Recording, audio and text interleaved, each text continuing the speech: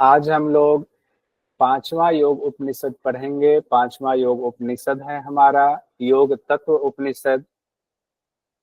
योग तत्व उपनिषद बहुत महत्वपूर्ण है। इससे यूजीसी नेट में बहुत सारे सवाल पूछे जाते हैं। इसकी महत्ता को ध्यान में रखते हुए हम लोग सारे इंपॉर्टेंट पॉइंट को देखेंगे और नोट्स जरूर करते जाइएगा। नोट्स तो आपको ऐसे मिलता है, लेकिन नोट्स में तो डिटेल होता है, आपको उससे भी अपना शॉर्ट नोट्स बनाना है। योग तत्व उपनिषद किस वेद से जुड़ा हुआ है? तो कृष्ण यजुर्वेद से जुड़ा हुआ है। का सा सु, फिर है का ऋग्वेद लाओ, तो का कृष्ण यजुर्वेद से जुड़ा हुआ है। योग तत्व उपनिषद किस वेद से जुड़ा है? कृष्ण यजुर्वेद से जुड़ा है। योग तत्व उपनिषद में जो चर्चा है वो भगवान विष्णु और पितामह ब्रह्मा के बीच में संवाद है, योग का ज्ञान है। विष्णु भगवान जिनको कि महायोगी कहा गया है, उनसे पितामह ब्रह्मा योग ज्ञान की के बारे में प्रश्न पूछ रहे हैं, योग ज्ञान लेना चाहते हैं, कहते हैं तत्व ज्ञान दीजिए। और भगवान विष्णु जिनके लिए महायोगी शब्द का इस्तेमाल किया गया है, वो ज्ञान दे रहे हैं। और 4 प्रकार के योग का वर्णन किया गया है। कौन से 4 प्रकार के योग? मंत्र योग, लय योग, हठ योग, राजयोग। ध्यान रखिए, ये जो 4 योग है ना, मंत्र योग, लय योग, हठ योग, राजयोग, ये पूछा जाता है एग्जाम में। हो सकता है इसका सीक्वेंस भी आपसे पूछ दे। मंत्र योग, लय योग, हठ योग, राजयोग, ये 4 योग है। योग के अंतर्गत बहुत सारी चीजें बताई गई हैं, वो देखेंगे। कुल मंत्रों की संख्या है 142। 142 मंत्र बताए गए हैं।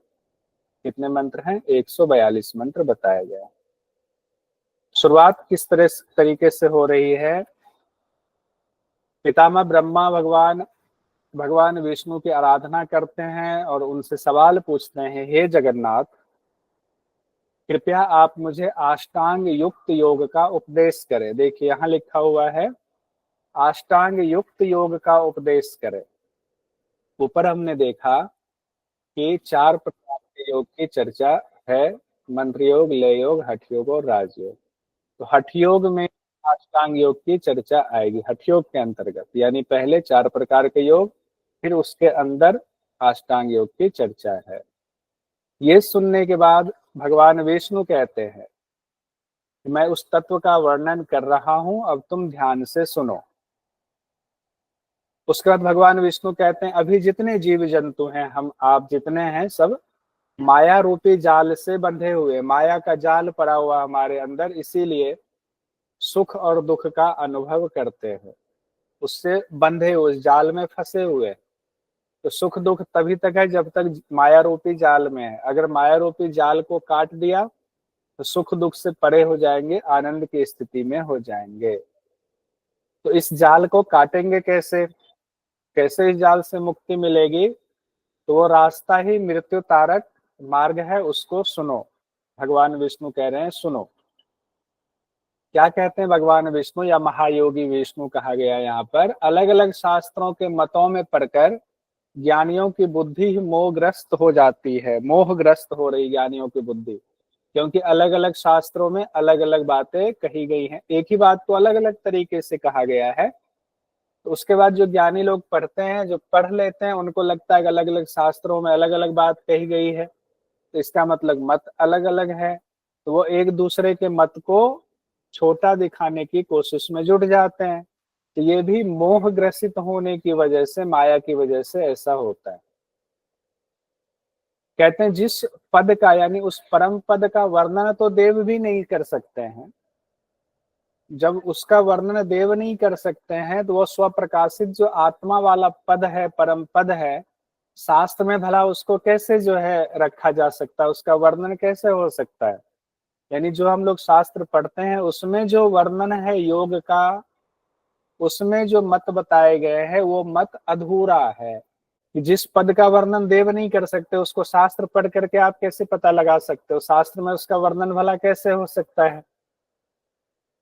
उसके बाद कहते हैं, चूंकि आत्मा की बात आई है, आत्मा की बात यहाँ आई ना, स्वप्रकाशित आत्मा के रूपों का वर्णन शास्त्रों में होता है। तो वो जो स्वप्रकाशित आत्मा है, वो आत्मा गीता में भी कहा गया है, यहाँ भी कहा जा रहा है, नित्य है, ज्ञान रूप है, लेकिन वो जीव भाव को प्राप्त हो गया। वो तो नित्य पहले से, उसके अंदर सारा ज्ञान उस आत्मा के अंदर भरा हुआ है, लेकिन जीव भाव में, यानी इस प्रकृति में फंस गया तो जीव हो गया वो आत्मा, वो जीवात्मा हो गया।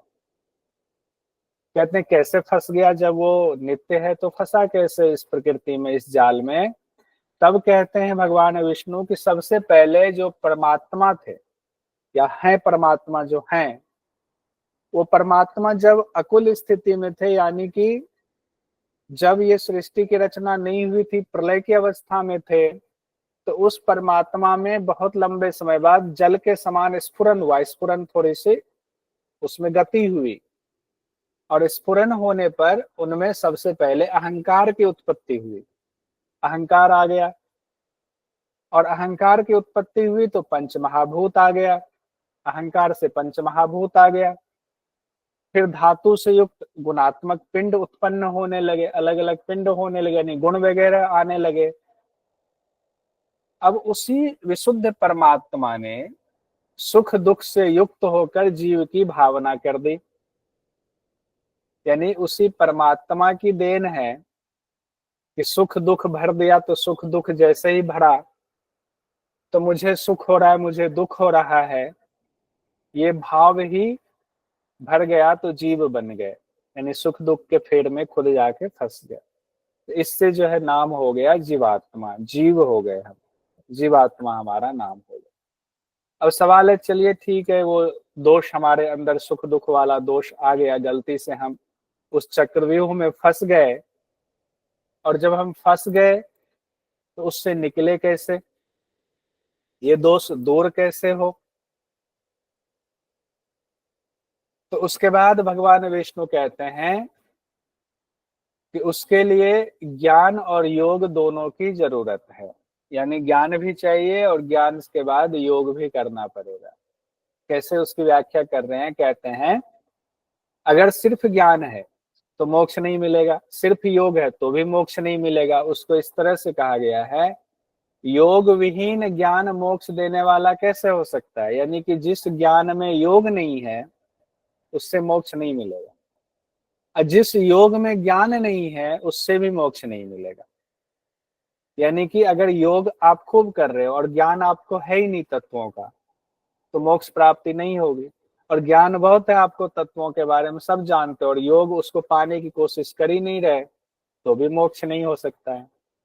इसीलिए जो मोक्ष चाहते हैं, भगवान विष्णु कहते हैं उनको ज्ञान और योग दोनों का ही अभ्यास करना पड़ेगा। किसका किसका, ज्ञान का भी और योग का भी। देखिए अभी ज्ञान और योग पर भी इसीलिए तो कहा गया, ये उपनिषद अपने आप में, योग तत्व उपनिषद, जैसे लगता है कई उपनिषदों का सार इसमें समाया हुआ है। ज्ञान और योग की भी चर्चा आ गई। ज्ञान क्या है, योग क्या है, फिर उसके बाद चतुरंग योग आएगा, फिर अष्टांग योग भी इसमें आएगा। पहले ज्ञान क्या है उसके बारे में कहा गया योग तत्व उपनिषद में, जिसके द्वारा अपने स्वरूप का ज्ञान हो। और आपका स्वरूप क्या है, आत्मा का स्वरूप है, आत्मदर्शन है जो नित्य है। तो जिस ज्ञान के द्वारा आपको अपने स्वरूप का ज्ञान हो, आपको उस स्वरूप की स्थिति यानी कि उस पद की प्राप्ति हो, जो उसको कैवल्य पद कहा गया है, उसी को परम पद कहा गया है, उसी को निष्कल कहा गया है, उसी को निर्मल कहा गया। निर्मल अभी क्यों नहीं है, क्योंकि प्रकृति में फंसा है तो निर्मल नहीं है। उसी को सच्चिदानंद स्वरूप कहा गया है, सत चित आनंद। सच्चिदानंद मतलब क्या होता है, सत चित आनंद स्वरूप कहा गया है। अभी आनंद स्वरूप नहीं है, सुख दुख में है। उत्पत्ति स्थिति संहार एवं स्फुरन का ज्ञान जब हमें हो जाता है कि हमारी उत्पत्ति कैसे हुई, हम कैसे बने हुए हैं इस संसार में, और संहार मतलब हमें मोक्ष कैसे होगा, जब इसका ज्ञान हमें हो जाता है तो वही ज्ञान है। तो जब ये ज्ञान हमें होता है, पूरे सृष्टि की रचना का ज्ञान, तब हम कोशिश करते हैं, क्या करते हैं, कोशिश, योग की कोशिश करते हैं, तब मोक्ष प्राप्त होता है।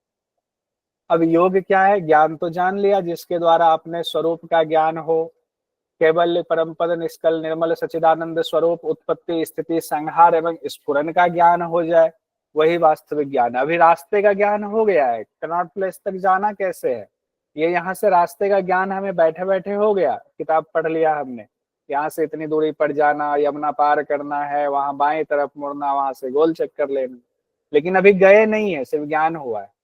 जब जाएंगे तब योग कहा जाएगा। ज्ञान और योग में यही अंतर है। ज्ञान जो है आप मान के चले थियरी पेपर है, और योग क्या है, प्रैक्टिकल पेपर है, इस तरह से मान। तो योग क्या है, उसको योग तत्व उपनिषद में किस तरीके से कहा गया है वो देखें। वेद जी आपका सवाल लेता हूं, देव जी जरा सा इसको थोड़ा सा आगे बढ़ जाए फिर लेता। कहते हैं हे विष्णु भगवान कहते हैं, हे ब्रह्मा, व्यवहार की दृष्टि से योग के अनेक भेद बताए गए हैं। अब योग क्या है, यहाँ से ज्ञान हुआ कनॉट प्लेस कहाँ है, तो योग क्या होगा, कनॉट प्लेस तक जाना है। अब जाएंगे कैसे, कोई पैदल जाएगा, कोई गाड़ी से जाएगा, कोई उड़ के चला जा सकता है, कोई जो है बैलगाड़ी से जा सकता है, कोई हवाई जहाज से जाएगा। एक तो कनॉट प्लेस हमने छोटी जगह बताई, इसलिए हवाई जहाज इसमें फिट नहीं बैठता। मान लो कि अमेरिका हो जाए या कोई और जगह हो जाए लंबी दूरी पर, तो जगह का ज्ञान हो गया। वहां जाने के जो रास्ते हैं, व्यवहार की दृष्टि से कैसे जाया जाए, उसको कहा गया मंत्र योग, लय योग, हठ योग, राजयोग। क्या है, ये रास्ते हैं उस लक्ष्य तक पहुंचने के, उस जाल को काटने के, ये उपाय है। यानी व्यवहार की दृष्टि से योग के अनेक भेद बताए गए हैं। अनेक में कितने भेद बताए गए, 4 बताए गए। मंत्र योग, लय योग, हठ योग, राजयोग। साथ ही योग की 4 अवस्थाएं बताई गई हैं। जब किसी भी योग का अभ्यास करते तो 4 अवस्था आएगी उस दौरान, यानी 4 हो सकता है स्पीड ब्रेकर आए। कौन सा, आरंभावस्था, घटावस्था, परिचय अवस्था, निष्पत्ति अवस्था। यहाँ से भी क्वेश्चन पूछा जाता है, इसको क्रम में बताएं। आरंभावस्था, घटावस्था, परिचय अवस्था, निष्पत्ति अवस्था। तो योग क्या है, उस ज्ञान को प्राप्त करने के लिए जो साधन है, व्यवहारिक तौर पर जब आप उसको अपनाते हैं, वही योग है। और योग में भी 4 रास्ते यहाँ बताए गए, मंत्र, लय, हठ और राज। और जब उसका अभ्यास आप करते हैं तो उसमें 4 अवस्थाएं आती हैं, जिससे आपको पता चलता है कि आप योग के सही रास्ते पर बढ़ रहे हैं। आरंभावस्था, घटावस्था, परिचय अवस्था, निष्पत्ति अवस्था। अब पहला है मंत्र योग, जो 4 कहा ना, पहले तो ज्ञान और योग की बात हो गई, उसके बाद पहला आता है मंत्र योग की बात। योग तत्वोपनिषद में मंत्र योग में इसमें बिल्कुल अलग बात कही गई है। कहते हैं, मातृकादियुतम मंत्रम द्वादश सावनाम योग जपेत क्रमेण लभते ज्ञान मणिमादि गुण गुणान्वितम अल्प बुद्धिरिमं योगम सेवते साधका धमः। कि मातृका आदि से युक्त मंत्र का 12 साल जाप करना है। और जब 12 साल तक आप निरंतर जाप करते हो, क्रम से, क्रमेण लभते, क्रम से जाप करने पर ज्ञानम अनिमा आदि गुणान्वितम, तब क्या होता है, ज्ञान तो होता ही है, अनिमा आदि सिद्धियां आपको प्राप्त हो जाती है। लेकिन उसके ठीक बाद कह रहे अल्प बुद्धि रिमम योगम, इस तरह का जो साधन है तो अल्प बुद्धि वाले इसका सेवन करते हैं, ये रास्ता अपनाते हैं सिद्धि के लिए, मोक्ष के लिए। पहले तो मातृका आदि से युक्त मंत्र का 12 साल तक निरंतर जाप, ये जरूर ध्यान दीजिए। मातृका आदि से युक्त मंत्र का 12 साल तक जाप करना है। अनिमा आदि सिद्धियां मिल जाएंगी, किसमें, मंत्र योग में।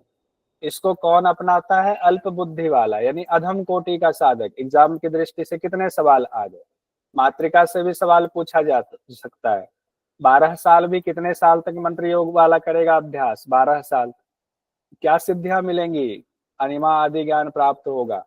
कौन इसको अपनाता है, अल्प बुद्धि वाले लोग अपनाते हैं, यानी अधम कोटि वाले। तो 3-4 सवाल इसमें से निकल गया, इसको नोट कर लीजिएगा। ऐसे ऐसे बहुत सवाल निकलेंगे, इसलिए मैंने कहा योग तत्वोपनिषद बहुत महत्वपूर्ण है। अब लय योग की बात करें, दूसरा लय योग है मंत्र के बाद।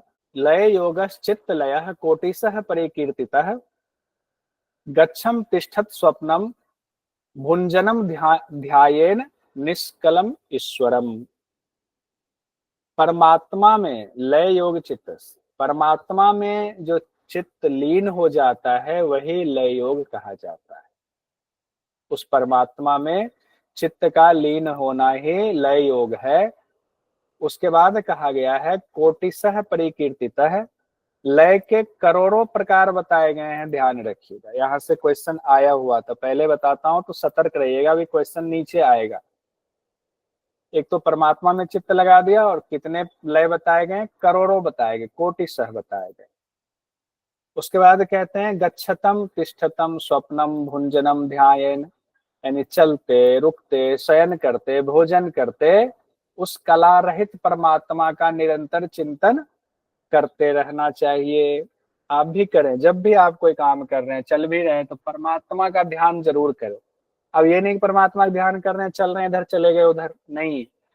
परमात्मा के इस रास्ता ही परमात्मा है, मैं परमात्मा में ही होकर जा रहा हूँ। आस पड़ोस जो पक्षी है, पेड़ पौधे, सब परमात्मा ही है। रुक गए तो परमात्मा में रुके हुए, सो रहे तो परमात्मा में ही शयन कर रहे हैं निर्भय होकर के, भोजन कर रहे हैं तो परमात्मा ने भोजन किया दिया है, इसी परमात्मा का भोजन है। उस कला रहित परमात्मा का इस तरह से चिंतन करना चाहिए, ये लय योग बताया गया है। अक्टूबर 2022 में सवाल पूछा गया यूजीसी नेट में, क्या सवाल था देखिए। योग तत्व उपनिषद के अनुसार इंद्रियों का लय ही लय योग है, चित्त का लय ही लय योग है, चलते बैठते रुकते शयन करते भोजन करते ईश्वर का ध्यान, यही लय योग है। लय एक प्रकार का कहा गया है, लय करोड़ों प्रकार का कहा गया है, तो आप काटना शुरू कीजिए कौन सा नहीं होगा। इंद्रियों का लय लय योग है सही? नहीं, गलत। नहीं सर, नहीं सर, गलत है, ये गलत है। गलत है। चित्त का लय ही लय योग है, ये सही है? नहीं sir, yes sir, yes sir, yes sir, yes. चित्त का लय यही सही है। चित्तस देखिए, जिन्होंने जिनको शंका है फिर से आ जाते हैं, देखिए कहा तो गया है लय योगस चित्तस्य लय, चित्त का लय होना, ठीक है। उसके बाद है चलते बैठते रुकते शयन करते भोजन करते ईश्वर का ध्यान, ये है सही, सही है। Yes sir. लय एक प्रकार का कहा गया है, ये सही है? नहीं, गलत। नहीं, लय करोड़ों प्रकार का कहा गया है, सही है? सही है, सही है सर। तो बी सी और ई सही है। अब बताए जिन्होंने भी बी सी और ई कहा, अमिता जी, सोमपीठी जी, ममता जी, नेहा जी, उनका सही था बी सी और ई। तो सही आंसर है दूसरा वाला, नहीं पहला वाला, बी सी और ई आंसर सही है। देखिए इस तरह से क्वेश्चन पूछ दिया जाता है, जब हम इस तरह से क्वेश्चन को निकाल करके करते जाएंगे तो दिक्कत नहीं है, इससे बहुत सवाल पूछे जाते हैं, इसलिए मैंने पहले ही कहा योग तत्वोपनिषद। अब आते हैं दूसरा है, तीसरा है हठ योग। पहला हमने पढ़ लिया मंत्र योग, तीन चीजें इंपॉर्टेंट थी, मातृका 12 साल और अधम कोटि वाले करते हैं। दूसरा हमने पढ़ा लय योग, चित्त का लय होना ईश्वर में, चलते फिरते उठते बैठते उस ईश्वर का ध्यान, और करोड़ों प्रकार का लय कहा गया है। अब आते हैं तीसरा हठ योग में। हठ योग सबसे ज्यादा विस्तार से यही बताया गया है, हठ योग में बहुत ज्यादा पढ़ना पड़ेगा आपका। हठ योग में कहा गया है, इसमें अष्टांग योग की चर्चा की गई है। हठ योग में अष्टांग योग आया हुआ है, यमश्च नियमश्चैव आसनम प्राण संयम प्रत्याहारो धारणा च ध्यानम भ्रू मध्य में हरिम, ये अलग से कहा गया है, ध्यानम भ्रू मध्य हरिम, ठीक है, इसको वो कर देगा। समाधि ही समतावस्था साष्टांगो योग उच्यते, ठीक है। अब देखिए यम नियम आसन प्राणायाम है, प्रत्याहार है, धारणा है, और भ्रिकुटी के मध्य में हरि का ध्यान ही ध्यान कहा गया कि अलग से ध्यान रखिएगा। उसके बाद कहते हैं समाधि की समतावस्था, समाधि समतावस्था को अष्टांग योग कहते हैं। इस तरह से 8 चीजें।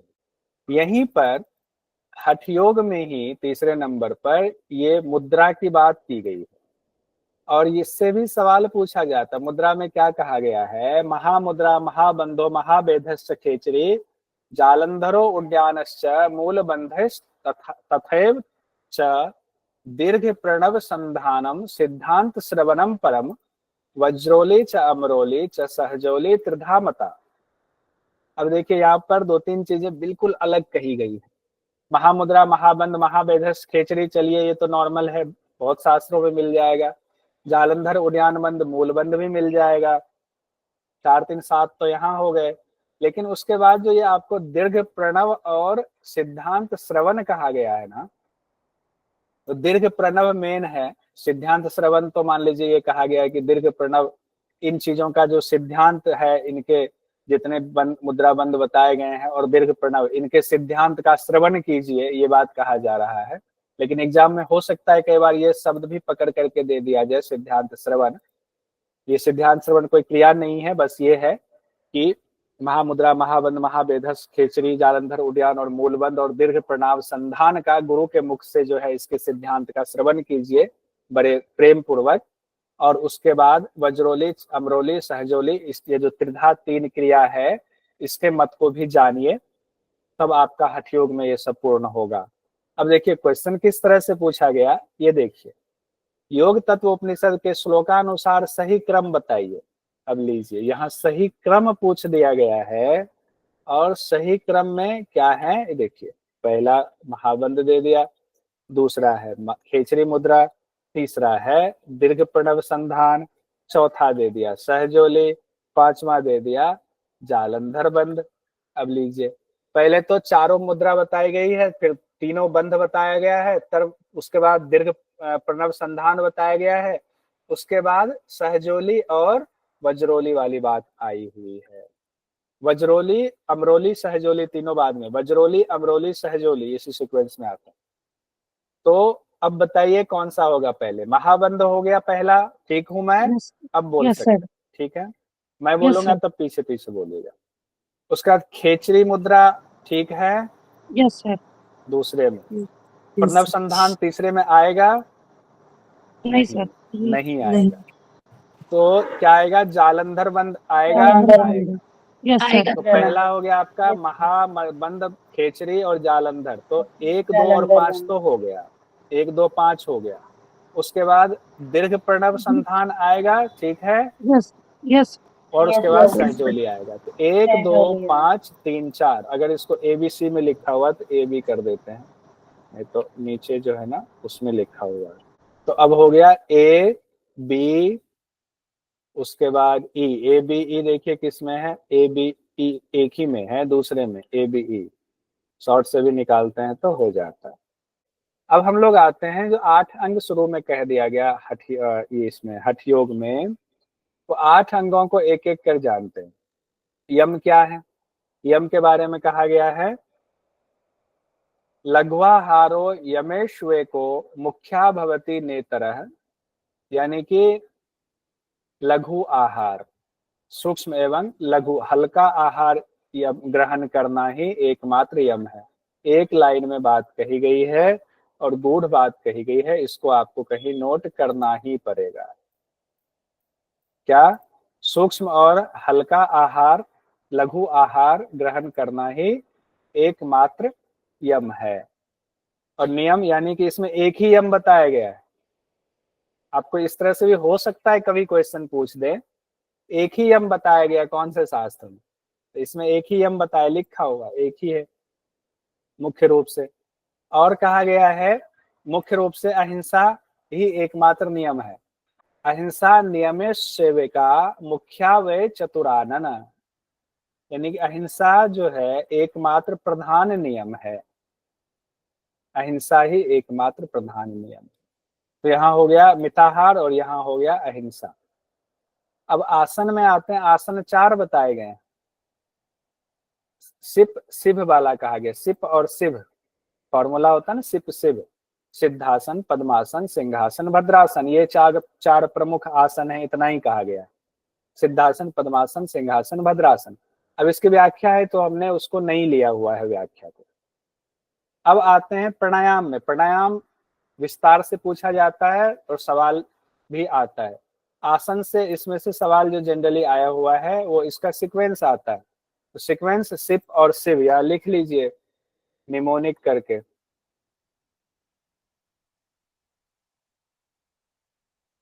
सिप शिव, ये निमोनिक, यही अभी आएगा एक क्वेश्चन लास्ट में, वो देख लीजिएगा। अब प्राणायाम के बारे में क्या कहा गया है, पहले तो स्थान की चर्चा है। प्राणायाम से पहले हर जगह यही कहा जाता है, प्राणायाम से पहले स्थान की चर्चा। छोटे द्वार हों छिद्र नहीं हो, ऐसी कुटिया हो जिसका द्वार छोटा हो, कुटिया में छिद्र वगैरह ना हो। कुटिया को गोबर से लीप कर स्वच्छ करेंगे और उसमें जो कीट वगैरह है जैसे खटमल, मच्छर, मकड़ी आदि जीवों से उसको रहित कर लेंगे। ना हो ये सब चीज, साफ सफाई करते रहेंगे तो वैसे भी नहीं होगा। धूप जलाने की बात है, गूगल जलाने की बात है, जो सुगंधित धुनी है ना उससे अपने कुटिया को सुवासित कर लेंगे। और कुटिया का स्थान ना अति उच्चम ना अति निम्नम होना चाहिए। सिंपल है, कोई खास इसमें नहीं है।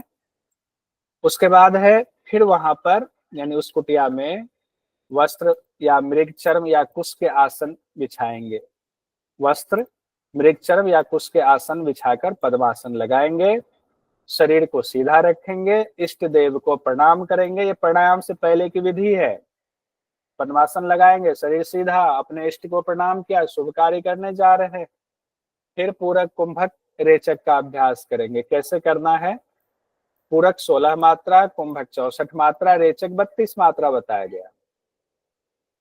एक मात्रा के बारे में यहाँ एक मात्र उपनिषद मुझे मिला है 18 उपनिषद में से, जिसमें मात्रा के बारे में चर्चा बताई गई है कि मात्रा का अर्थ क्या होता है। ध्यान रखिएगा, जैसे कहते हैं ना 16 मात्रा तक पूरक करना, तो 16 मात्रा से क्या तात्पर्य हुआ? 16 मात्रा से मात्रा कैसे मानेंगे? हम लोग तो अभी गिनती करते हैं, नाक ऐसे लिया, बंद किया और मनी मन गिनती करते 1 2 3। इसमें कहा गया है कि ना अत्यंत तेज गति से ना अत्यंत धीमी गति से वरन सहज सामान्य गति से, जानू मतलब घुटना, आपके घुटना की प्रदक्षिणा ऐसे हाथों से करेंगे, घुटना की प्रदक्षिणा करेंगे, एक चुटकी बजाएंगे तो 1 मात्रा। घुटना की प्रदक्षिणा करेंगे, चुटकी बजाएंगे, 2 मात्रा। घुटना की प्रदक्षिणा करेंगे, चुटकी बजाएंगे, 3 मात्रा। इस तरह से 1 मात्रा बताया गया। इतने समय को 1 मात्रा मान लो। अब एक कुंभक कितनी बार करेंगे? 16, 64, 32 वाला। तो कहा गया एक तो पहले 4 बार कीजिए, प्रातः, मध्याह्न, सायंकाल, अर्धरात्रि। 4 प्रहर हो गया आपका, चारों पहर करना है। 4 पहर, सुबह, दोपहर, शाम और अर्धरात्रि को करना है 4 बार। और संख्या ले जाना है 80 तक, कुंभक की संख्या को ले जाना है। और साथ में ये बहुत महत्वपूर्ण बात कही गई कि 3 महीने में नारी शोधन हो जाता है। 3 महीने में क्या होता है? नारी शोधन। तो इसमें कई बार आपको आ सकता है कि नारी शोधन 6 महीने तक करेंगे तो क्या होगा, या 6 महीने तक कुंभक करेंगे तो नारी शोधन होगा। नहीं, बिल्कुल नहीं। 3 महीने का आ गया, 3 महीने ध्यान रखिएगा क्योंकि एग्जाम में पूछा गया ये सवाल। और यहीं पर जब आप 3 महीने तक नारी शोधन करते हैं तो कई लक्षण यानी योग की सिद्धि के लक्षण दिखने लगते हैं। इसी को 2 तरीके से सवाल पूछा जाता है, योग सिद्धि के लक्षण, अभी नीचे आएगा। और कई बार प्राणायाम सिद्धि के लक्षण से भी पूछा जाता है। और कई बार ये भी पूछा जाता है कि प्रारंभिक सिद्धि के लक्षण बताए। प्रारंभिक क्यों पूछा जाता है? तो 3 महीना ही हुआ, नारी शोधन ही हुआ, तो प्रारंभिक सिद्धि के लक्षण बता दीजिए। 3 तरीके से पूछा जाता है। तो पहले सिद्धि देख लीजिए, फिर सवाल भी देखेंगे कि क्या पूछा गया था। या हम योग सिद्धि के लक्षण, या इसको ब्रैकेट में प्रारंभिक लक्षण भी लिख देते हैं। ठीक है, बहुत सारी सिद्धियां मिलती हैं इसमें, लेकिन शुरुआत में क्या है? योग सिद्धि के प्रारंभिक लक्षण। नारी शुद्धि जब हो रहा है शरीर में कौन से चिन्ह दिखते हैं? जायन्ते योगिनो देहे तानी वक्ष्याम्य शेषतः शरीर लघुता दीप्तिर जठराग्नि विवर्धनम कृशत्वम च शरीरस्य तदा जायेत निश्चितम योग विघ्न कराहारम वर्जयेत योग वित्तम। अब ये सब तो कहा गया है कि ये सब शुरुआत हो जाएगा, आपके शरीर में ये लक्षण दिखने लगेंगे। कौन कौन से? पहला कहा गया शरीर में लघुता, दूसरा कहा गया जठराग्नि विवर्धनम, जठराग्नि दीप्त होगा, जलेगा, बढ़ेगा। और तीसरा कहा गया कृशत्वम। ठीक है, निश्चित रूप से शरीर में ये होगा। तो 3 ही बात कही गई है शुरुआती सिद्धि में, शरीर में लघुता, जठराग्नि तीव्र और कृशत्वम, शरीर कृश हो जाता है। उसके बाद कहा गया है योग विघ्न कराहारम वर्जयेत योग वित्तम। ऐसे समय में योग बाधा पहुंचाने वाले आहार का त्याग कर देना चाहिए। ऐसे समय में योग में जो बाधा पहुंचाए ऐसे आहार नहीं लेने चाहिए। उसके बाद देखिए क्वेश्चन क्या पूछा गया? योग तत्व कृशत्व, कोई ऐसा तो नहीं पूछना चाह रहे। कृशत्वम कहते हैं, कृशत्वम का मतलब होता है कि कुश के समान शरीर सुडौल हो जाना, एकदम पतला सा सुडौल हो जाना, कृशत्वम उसको कहा जाता है, शरीर सुडौल हो जाना। अब आते हैं नवंबर 21 में जो सवाल पूछा गया वो इस तरीके से पूछा गया, योग तत्व उपनिषद के अनुसार योग सिद्धि के प्रारंभिक लक्षण कहे गए हैं। देखिए योग सिद्धि के प्रारंभिक लक्षण, शरीर में लघुता होगा क्या, बताइए अब यस सर। अकृशत्व होगा, अकृशत्व नहीं होगा सर। क्योंकि कृशत्वम कहा गया, ये आ लगा दिया, आ नहीं है कृशत्वम, तो ये नहीं होगा। स्थूलता होगा क्या, नहीं सर। नहीं होगा। जठराग्नि विवर्धनम होगा क्या, यस सर। Yes sir. जठराग्नि मंद होगा क्या, नो सर। नहीं, विवर्धन होगा, बढ़ेगा। तो पहला और चौथा हो गया, आप ही ने कहा पहला और चौथा, तो सी वाला आंसर हो गया, पहला और चौथा। ठीक है, अब हम आते हैं आहार की क्या चर्चा की गई, वहीं पर कहा गया है ना कि जब ऐसे स्थितियां एक से दूसरे का कनेक्शन जुड़ा हुआ है, कहा गया जब योग सिद्धि के ऐसे लक्षण होने लग जाए तो आहार, बाधा पहुंचाने वाले आहार का त्याग करना चाहिए। तो कौन से ऐसे आहार हैं जिनका त्याग करना चाहिए और क्या खाना चाहिए, तो उसके बारे में कहा गया है। पहले जो आपको नोट्स दिया गया होगा उसमें ये सारी चीजें नहीं है, मैंने हटा दिया था, लेकिन अब मैंने सोचा कि नहीं मैं डिटेल में ही पढ़ा देता हूँ, अच्छा रहेगा, इंटरेस्ट लेकर के, इत्मीनान से, एक क्लास ज्यादा हो जाएगा, क्या होगा। लवनम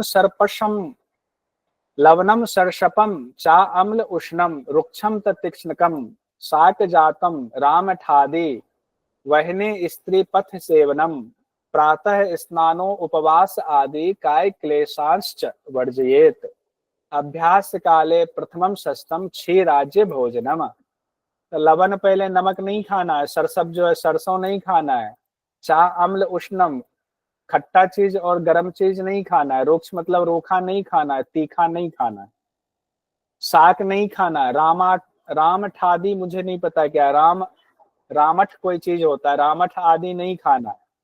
तो नमक सरसों अम्ल गर्म रूखा तीखा साग और रामठ आदि। वहनी मतलब अग्नि स्त्री और लंबी यात्रा, ये वर्जित है। उसके बाद क्या कहा गया, प्रातः स्नान भी वर्जित है, उपवास और शरीर को क्लेश पहुंचाने वाले ऐसे कोई कार्य नहीं करेंगे। प्रातः स्नान उपवास आदि जो शरीर को क्लेश पहुंचाते हैं वो वर्जित हैं। यहाँ तक वर्जनम वाली बात हो गई। लास्ट वाली जो लाइन है ना, ये लाइन है आपके भोजन का, अभ्यास काले प्रथमम, यानी अभ्यास जब शुरू कर रहे हैं उस समय क्या करना है, क्षीराज्य भोजनम, यानी कि दूध और घी से युक्त भोजन करना है। क्या खाना चाहिए उसका एक लाइन यहाँ लेंगे, अभ्यास के शुरुआत में दूध और घी का भोजन करना चाहिए। और क्या खाना चाहिए, तो गोधूम मुद्ग शाल्य अन्नम योग वृद्धि करम विधु ततः परम यथेष्ट तू सक्तः स्याद वायु धारणे। गोधूम यानी कि गेहूं और मुद्ग मतलब मूंग, शाल्य अन्न मतलब शाली चावल कहा गया, तो इसको सीधे चावल कह सकते हैं, ये लेना है, गेहूं मूंग चावल लेना है। क्यों, योग वृद्धि कर्म विधु, विद्वान कहते हैं क्या कि ये योग में वृद्धि करने वाला है, योग में वृद्धि करता है। ततः परम यथेष्ट तू सकता है, जब इस तरह से नियम का पालन करते हैं तब आपकी शक्ति बढ़ती है, किसकी, वायु धारण करने की शक्ति आपकी बढ़ती है।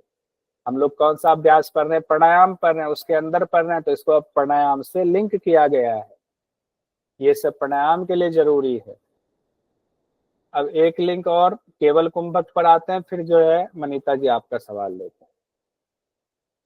कहा गया है जबकि ये सब करेंगे, यानी भोजन सही से करेंगे, नियम से करेंगे, नियम का पालन करेंगे तो कुंभक ज्यादा देर तक रोक पाएंगे। जब कुंभक ज्यादा देर तक रोक पाएंगे, आपकी शक्ति बढ़ेगी, तब केवल कुंभक सिद्ध हो जाता है। और जब केवल कुंभक सिद्ध होता है तो हर जगह हम लोगों ने पढ़ा है, तब रेचक पूरक का परित्याग कर देना चाहिए। और जब केवल कुंभक की सिद्धि हो जाती है तो तीनों लोकों में ऐसा कुछ नहीं है जो कि जिसकी प्राप्ति ना हो जाए, कुछ भी दुर्लभ नहीं रहता है। अब देखिए और आगे बताया गया अच्छे से, लेकिन एक एक करके एक से दूसरे का हम कोना पकड़ के चल रहे हैं। अभ्यास के दौरान पसीना आए, मान लीजिए आप प्राणायाम का अभ्यास कर रहे हैं, पसीना आ गया तो क्या करेंगे, शरीर में ही मर्दन करेंगे उस पसीना का। ये भी सब जगह जानते हैं, बहुत कॉमन है, ये सब लोग जानते हैं, इसमें बहुत ज्यादा संशय वाली स्थिति नहीं है। ये कॉमन भी पूछा जाता है बिना किसी शास्त्र का नाम दिए। वायु की धारण शक्ति और अगर बढ़ने लगती है, आप धारण अभी जो है कुंभक कर रहे हैं और बढ़ रही है, तो शरीर में कंपन होने लगता है। पहले पसीना आया, अब क्या होगा, शरीर में कंपन होने लगता है। और ज्यादा स्थिति आप बढ़ा रहे हैं, कुंभक और कर रहे हैं और धारण शक्ति बढ़ा रहे हैं, तो दारदुरी शक्ति आती। दारदुरी मतलब मेढक के जैसी शक्ति। क्या होता है मेढक के जैसे शक्ति? यानी आपको अपने आप लगेगा शरीर थोड़ा सा ऊपर उठ गया, फिर सब जमीन पर आ रहा है। मतलब जो कहते हैं ना भूमि त्याग, भूमि त्याग से ठीक पहले वाली स्थिति को दारदुरी शक्ति कहते हैं। थोड़ा सा ऊपर उठते हैं, जमीन से नीचे आ जाते हैं। साधक ऊपर उठता है फिर नीचे आ जाता है, ये शक्ति है। कई लोग पूछते हैं सर जब योग में जा रहे तो खरा मेढक वाली शक्ति का क्या काम? ये शब्द दिया गया, मेढक शक्ति नहीं आ जाते, हमें मेढक शक्ति की जरूरत नहीं है। दारदुरी शब्द इसलिए कहा गया कि जैसे मेढक ऊपर उठ जाता है कितनी आसानी से, फिर नीचे आ जाता है, उछल जाता है, कितनी लंबी छलांग मारता है, वैसे ही योगी की स्थिति होती है कि ऊपर उठ जाता है वो मेढक की भांति, फिर नीचे आ जाता है। और ये सब ऐसा होने लगे तो योगी को समझना चाहिए साधक को कि हम सही रास्ते पर जा रहे हैं। जब और अभ्यास वो बढ़ा देता है तो क्या होता है, भूमि का त्याग हो जाता है। अब यहाँ पर आ गया, भूमि का त्याग वाली स्थिति पर पहुंच गए, और भूमि का त्याग हो जाता है, योगी जमीन से ऊपर उठता है। जब ये स्थिति आता है तो सावधान किया गया, सावधान, ऐसा होगा तो अति मानुषी चेष्टाएं धारण करने लगेंगी। मतलब अति मानुषी चेष्टाएं क्यों होगा कि एक बार और करके देखें, किसी को दिखाएं कि देखो हम इतना सिद्धि मिल गई कि हम जमीन से ऊपर उठ जाते हैं। लेकिन कहा गया सावधान, ऐसी चेष्टाएं मन में आएंगी, सावधान, अपने सामर्थ्य का प्रदर्शन मत करना। स्वयं की सिद्धि देख करके उत्साहवर्धन स्वयं का जरूर करना कि हम सही रास्ते पर जा रहे हैं, लेकिन सामर्थ्य का प्रदर्शन मत करने लग जाना, ये गलत हो जाएगा। अब कहते हैं इसी स्थिति में क्या फल मिलता है? कहते हैं अब इस स्थिति में थोड़ा या बहुत ज्यादा दुख भी पहुंच जाए, आ जाए, तो वो दुख आपको आभास नहीं होगा। कोई दुख आपको नहीं पहुंचा सकता, छोटा दुख हो या बड़ा दुख, उसकी पीड़ा आपको नहीं होगी। दुख आएगा लेकिन पीड़ा नहीं होगी, प्रभाव नहीं डालेगा। फिर क्या होता है, जब हम आकाश में उठने की स्थिति हो गई, वहां तक पहुंच गए, तो कहता है योगी का मल मूत्र न्यून हो जाता है, निद्रा कम हो जाएगी, नींद कम हो जाएगी, आंखों में जो गंदगी वगैरह आती है, थूक और पसीने की बदबू आती है, वो बदबू खत्म हो जाती है। अब ये चीजें आगे फिर क्या होता है, और यही कुछ होता है क्या? कहते हैं हाँ और भी कुछ होता है। तो फिर क्या होता है? कहते हैं ये न भूचर सिद्धि स्याद भूचराणाम जये क्षमः व्याघ्रो वा सर्वो व्यापी गजो गव्यः एव वा सिंहो वा योगिना तेन म्रियन्ते हस्तताड़िता कंद कंदर्पस्य यथा रूपम तथा स्याद पी योगिनः। हस्तताड़िना शब्द इंपॉर्टेंट है, यहाँ से क्वेश्चन आता है। कहते हैं फिर भूचर सिद्धि, ये भूचर सिद्धि भी आता है एग्जाम में, आपको भूचर सिद्धि मिल जाती है। और इस जमीन पर जितने भी भूमि पर चरने वाले, मतलब भूचर जितने भी हैं, जितने भी प्राणी हैं भूखे, सभी पर आप विजय प्राप्त कर लेते।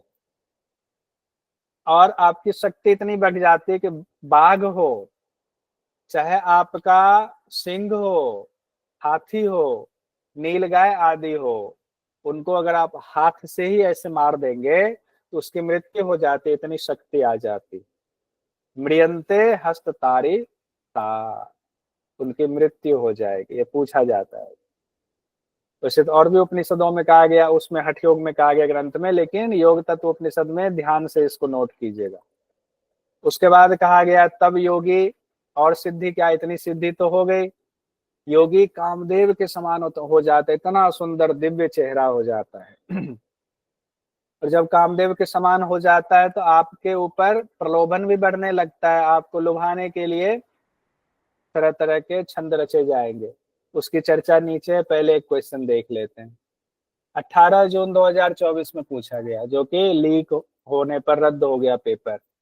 योग तत्व उपनिषद के अनुसार यदि कोई योगी बाघ, हाथी, शेर और गाय को हाथ से मारता है, इन जानवरों की मृत्यु हो जाती, इस सिद्धि को क्या कहते हैं? अब लीजिए, काय सिद्धि, भूचर सिद्धि, अणिमा सिद्धि, भूचर सिद्धि, गोचर सिद्धि, गोचर सिद्धि कहते हैं इसको। बहुत सुंदर, सही जवाब दिया आपने। अब हमने कहा, ऊपर कहा गया है कामदेव के समान भी हो जाते हैं। जैसे कामदेव के समान होते हैं तो सावधान किया गया, अनेकानेक स्त्रियां आप पर आकर्षित होंगी। आप स्त्री है तो अनेकानेक सुंदर पुरुष आप पर आकर्षित होंगे। लेकिन योगी को संयम नहीं खोना चाहिए, भोग का चिंतन नहीं करना चाहिए, अभ्यास में लगे रहना चाहिए। इसको बस मानना चाहिए कि यानी कि हम योग में सही रास्ते पर जा रहे हैं, इसीलिए ये प्रलोभन आ रहा है। अब इनको इसमें फंसना नहीं। वीर्य और रज को धारण करना चाहिए, तब क्या होता है, शरीर से सुगंध आने लगती, शरीर से खुशबू आने लगती है। बड़ी सुंदर बात कही गई।